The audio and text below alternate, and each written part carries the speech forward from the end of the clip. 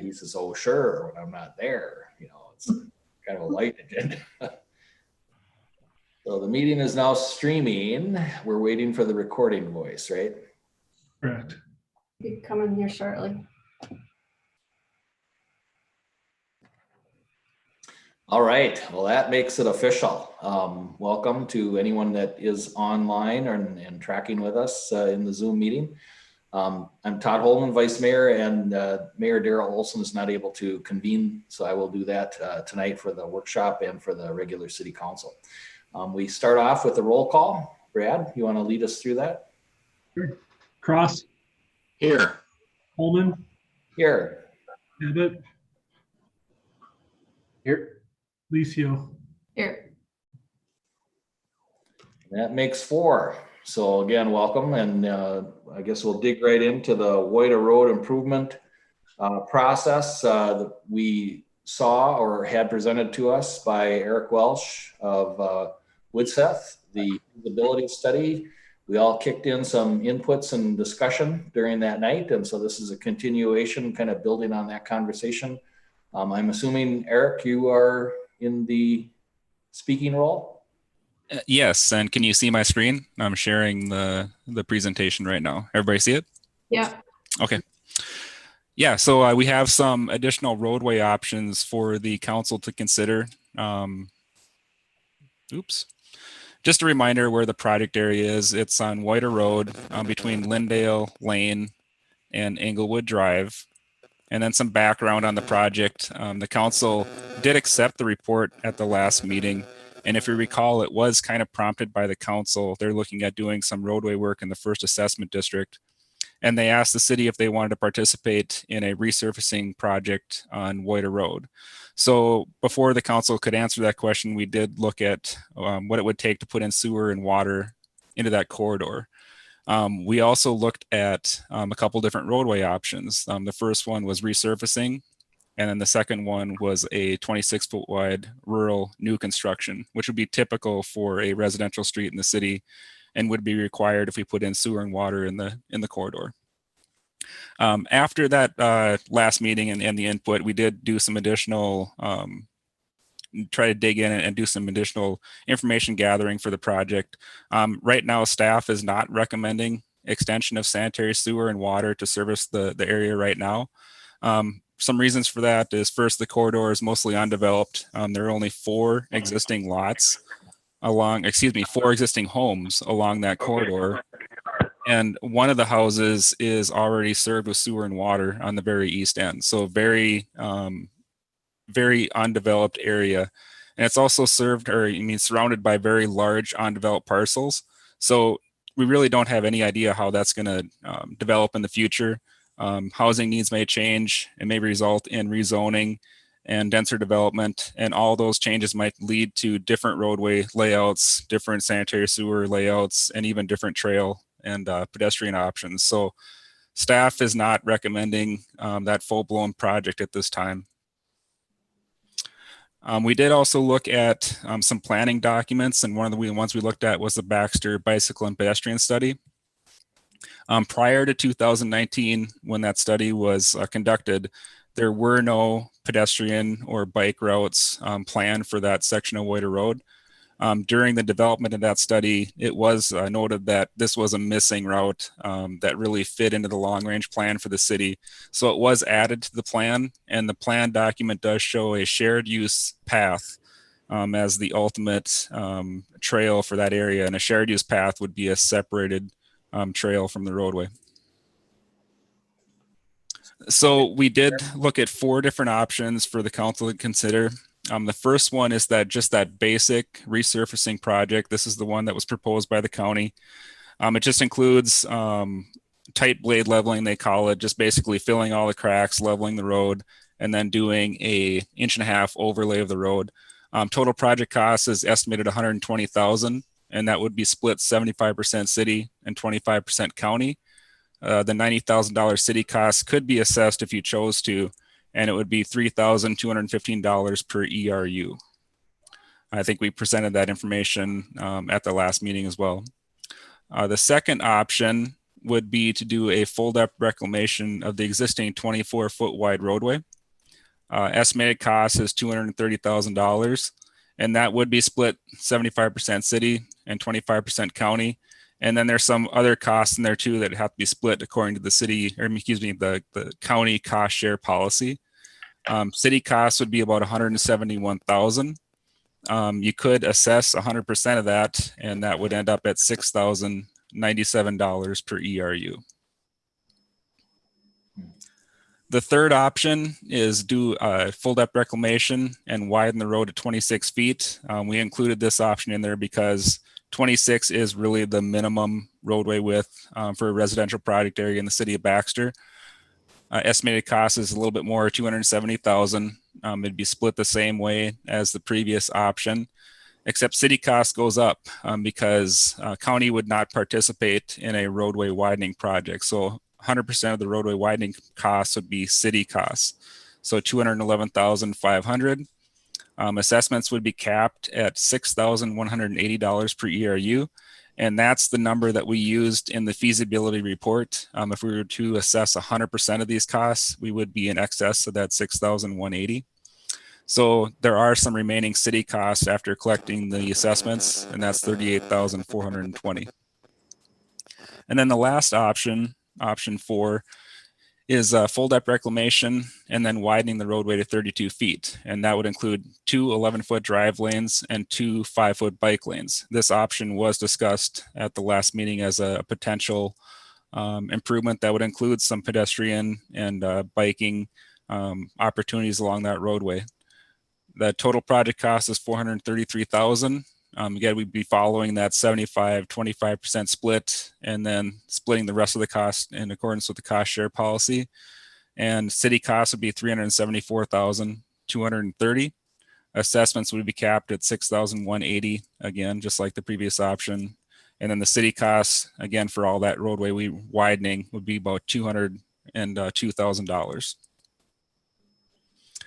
And then just some items to think about. The roadway options and cost estimates were sent to the county. We did hear back from them. They're in agreement with the cost splits that we proposed. The county would run the project if you selected option 1 or 2, either the resurfacing project or the FDR project. They are limited on how much funding they do have available. They have about $60,000 right now that will be available for construction in 2021. If you do want to go with a widening project, then the county would prefer that the city run that project, do the design. You then have a couple options. You could do the design and then hand over the plans to the county and they would take it from there, or you could bid it separately on your own. We also looked at some funding opportunities for the roadway. There is local road improvement program funding available, and that was just made available through the bonding bill that was signed into law by the governor in October. So LRP funding, LRIP funding would be available to the city through an application, and solicitations for applications would become available probably in December or January. But one thing to note about that, you've done this a couple other times on Englewood Drive from Whiter Road up to County Road 77, and then Delwood Drive from Novotny Road up to County Road 49. And those projects scored pretty high because they're collector roads and they run parallel to 371. Whiter Road may not rank as high because it is not a collector road and pretty much ends at a dead end road in the first assessment district. So just something to keep in mind if you are thinking about applying for funding for this roadway. And then last, as you see in the RCA, staff does have a recommendation. They are recommending option 1, just doing the basic resurfacing project at this time. And some reasons for that is just the lack of existing development. We really don't know what's going to happen with all those undeveloped parcels in the future. Like I talked about before, we don't know how they're going to develop, where roadway connections will be, what kind of roadway improvements will be required, and even trail and pedestrian improvements. They might really differ depending on how those large parcels develop. And so staff would prefer to wait until a project driven development triggers sewer, water, and roadway. And again, they might be able to help the city pay for some of those costs as part of a larger development plan for that area. So that's just a summary of what we've worked on since the last meeting, some options for you to consider along with the staff recommendation. And at this time, I'll turn it over to staff if you have any other further comments, or back to the council for questions. Eric, I think you probably said this, but I don't remember. What's the life expectancy for the resurfacing option versus the FDR? Yeah, not as long for sure. Yeah. Probably 12 to 15 years. That road is in really poor condition. Something needs to be done with that roadway, sooner rather than later. But I guess you just got to weigh, how much money do you want to put in the project, knowing that sewer and water needs to go in sometime in the future. But it's just a guess at when that will be needed. So 12 to 15 years. That's our estimate. Yep.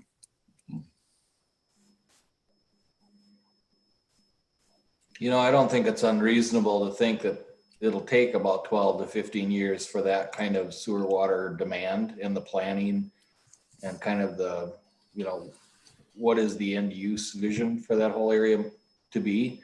It might take that long to kind of come together. So, yeah, but I'm agreeing. Eric, you had a lot of experience in other Baxter projects, Ashdale Road that I live on, where the Pacer rating kind of indicated mill and overlay, but then once we got into the mill and overlay, the integrity of the road and the road base was not, what we anticipated. And then we ended up kind of milling and overlaying, but we had to do a lot of patchwork. And I strongly suspect that the shape Woida Road is in, it would be a lot like that, the county is saying mill and overlay, but geez, it really looks like a full depth reclamation to me. But I'm not an engineer. I don't do that work. Yeah. I just Actually, they're only proposing an overlay at this time. No milling. They'll just come in. They'll come in there and do some patching, and they call it that tight blade leveling, where they just basically fill the cracks and level out the road with a grader, pretty much, and bituminous, and then they come in and do an 1.5-inch overlay. But yeah, you're right. That roadway would completely fall apart if you tried to mill it, and that's why we've kind of gone away from that in the city. When those roadways are in such poor condition, it just does not work to do the milling. The other, just for clarification, Eric, I heard you say that the bike plan for north of 210 and Baxter that was done does in fact kind of show a continuance of the separated grade trail. It's already on Woida east of Englewood to go west. Is that what you were suggesting? That if there was build out and if we were doing sewer water, that's probably the design that would result. Is that what you were suggesting with option 4? Yep, that's the guidance that's provided in the plan. It actually shows a shared use separated trail continuing on Woida Road all the way to Lindale Lane. Yeah. Yep. Other thoughts from council members? Other than I just disappeared. I see you. You see me? Yeah. Oh, okay, now I'm back. Any other thoughts or inputs from members? Preferences for the options? Staff's recommendation? Questions of staff? I'll just jump in on a couple of things. I do think if we're going to do something, and it sounds like something needs to be done, I'd probably lean towards the keeping of the road as narrow as it currently is, and doing, I think it's option 1 there, where is the recommendation. I just kind of wanted to also toss out there as a point of discussion moving forward as we talk about these projects. I'd love to hear, maybe staff and engineers' points of view on necessary widths and things like that when we talk about residential roads. If we're especially in a situation like this, I'm not yet convinced that there's a good reason to increase the width of a road that goes into a dead end or has a 30-mile-an-hour speed limit and really isn't intended to encourage people to drive faster than 30 anyway. And I do like, I just, as a concept there, if we narrowed the road and kept the road on the narrow side, but had a separated grade trail later. To me, that feels like it provides a balance between safety and keeping walkers and bikers off the road, while also hopefully minimizing our cost on the roadway itself by just trying to not use as much pavement as we may choose to or have chosen to in other projects. That's just kind of my general thoughts. Yeah. Mark, any thoughts from you? Well, I was going to say something, but Zach pretty much said it all. So I agree with what he said. I agree with staff's recommendation on option 1 at this point. There's no use putting the facilities in there when it's not warranted at this point. So. And Connie, that was your feeling as well? Yeah. So I think we've got a unanimous consensus of supporting option 1 is what I'm hearing. What's the next step for us? Well, this is just to get the direction from the city council on how to respond to the county. Obviously, as the project progresses, we'll have to go through the due process as a project, especially if we determine to assess it, we'll have to go through the assessment process. So we believe that we have enough now to respond to the county, and we'll bring it back at the appropriate time. Sounds good. And I like that option. It sounded like the county was willing to do the project and run the project for if we chose option 1 or 2. So I'm assuming the message from us would be, here you go, we'll participate, but it's your project. Is that correct? Correct. Yeah. I think that'd be great. And I'll look forward to the 12. I'll be watching from the cheap seats, but I'll be watching 12 to 15 years from now and see what eventually happens in that corner of Baxter and unorganized territory, because I think there's a lot of opportunity and a lot of questions yet to be answered. And I kind of made that pitch last meeting that there was just a lot of unknown right now, but it's funny what 10 years will do. So cool. Well, I'm not, there isn't anything added to this agenda, correct? So I think it would be appropriate for a motion to adjourn, and then we will reconvene at 7 o'clock for the regular council. Is that correct, Brad?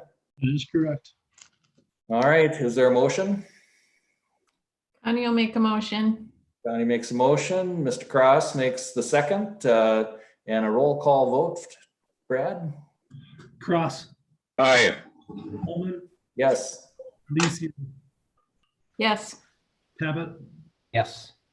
The meeting is adjourned and we will reconvene at 7 o'clock. Thank you all.